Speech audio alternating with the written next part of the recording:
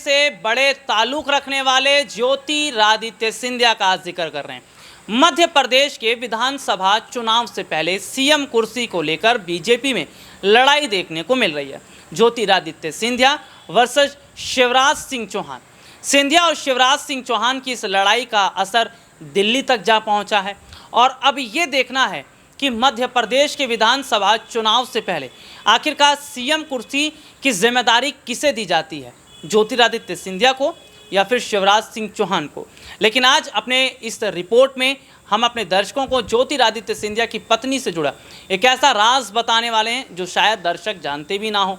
जी हाँ, आज हम बताएंगे ज्योतिरादित्य सिंधिया की उस स्टोरी के बारे में जब उनकी शादी हुई प्रियदर्शनी राजे से, तो कैसी मुलाकात रही और कैसे चुनावों से पहले उनकी इस निजी जिंदगी से जुड़ा एक बड़ा सच सामने आया है। देखिए, भारतीय जनता पार्टी में शामिल हुए ज्योतिरादित्य सिंधिया की पत्नी प्रियदर्शनी राजे सिंधिया रोड़ा के गायकवाड़ परिवार की राजकुमारी हैं। उनके बारे में कम ही लोग जानते हैं। अपने दर्शकों को बताएं कि दोनों की मुलाकात सबसे पहले कब हुई थी और प्रियदर्शनी को देख ज्योतिरादित्य सिंधिया ने सोचा क्या था।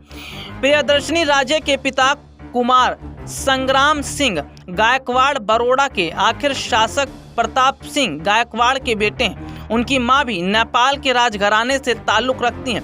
ऐसे में वह रोड़ा के गायकवाड़ परिवार की राजकुमारी हैं। प्रियदर्शनी राजे ने convent of Jesus and Mary school से पढ़ाई की।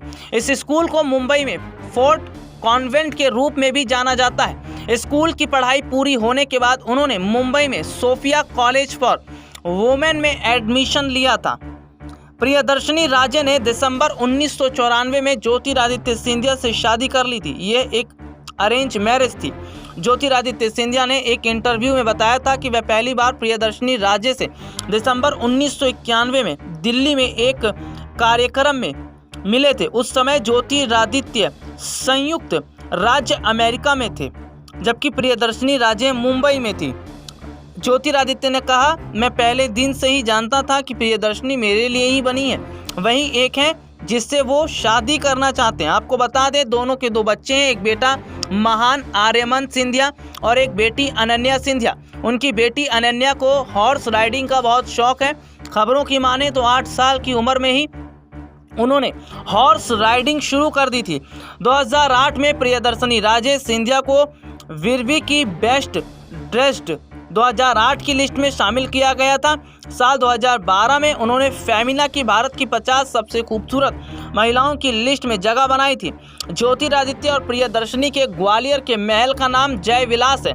प्रियदर्शनी ने एक इंटरव्यू में कहा था, किसी भी महल में रहना एक फुल टाइम जॉब के बराबर है। ज्योतिरादित्य सिंधिया की पत्नी प्रियदर्शनी ने भी 2019 के लोकसभा चुनाव के दौरान प्रचार किया था। 2019 के लोकसभा चुनावों की अगुवाई में वह मतदाताओं के एक क्रॉस सेक्शन में पहुंची, उनकी व्यथा सुनी और उन्हें उनके पति द्वारा किए गए कार्यों के बारे में बताया था। वह गुना सीट के उम्मीदवार थे। हालांकि बीजेपी उम्मीदवार कृष्णपाल सिंह यादव से वे हार गए थे। बता दें, 2002 में पहली जीत के बाद ज्योतिरादित्य सिंधिया कभी चुनाव नहीं हारे थे, लेकिन 2019 के लोकसभा चुनाव में उन्हें करारा झटका लगा था। ये रिपोर्ट आपने देखी जिसमें विस्तार से हमने अपने दर्शकों को दिखाया। तो सीधे तौर पर जो तस्वीर, जो हालात इस वक्त के बन रहे हैं, वो जाहिर तौर पर ये बता रहे हैं कि क्या वाकई ज्योतिरादित्य सिंधिया जैसे जो नेता हैं उन्हें आने वाले वक्त में क्या बड़ी जिम्मेदारी मिलती नज़र आएगी, और क्या सिंधिया को अगर बड़ी जिम्मेदारी मिलती है तो क्या वाकई ये एक बड़ा टर्निंग पॉइंट होगा। हालांकि अपने दर्शकों को बता दें कि कांग्रेस जो है, सूत्रों से खबर है कि कांग्रेस पार्टी ऐसा ऑफर दे रही है कि सिंधिया अगर वापसी कांग्रेस में करते हैं तो सीएम की जिम्मेदारी उन्हें दी जाएगी। और कांग्रेस पार्टी की तरफ से कहा भी जा रहा है कि सिंधिया जब से बीजेपी में गए हैं तब से अगर हम कहें तो उनका जो महत्व वो बीजेपी में उतना रहा नहीं है,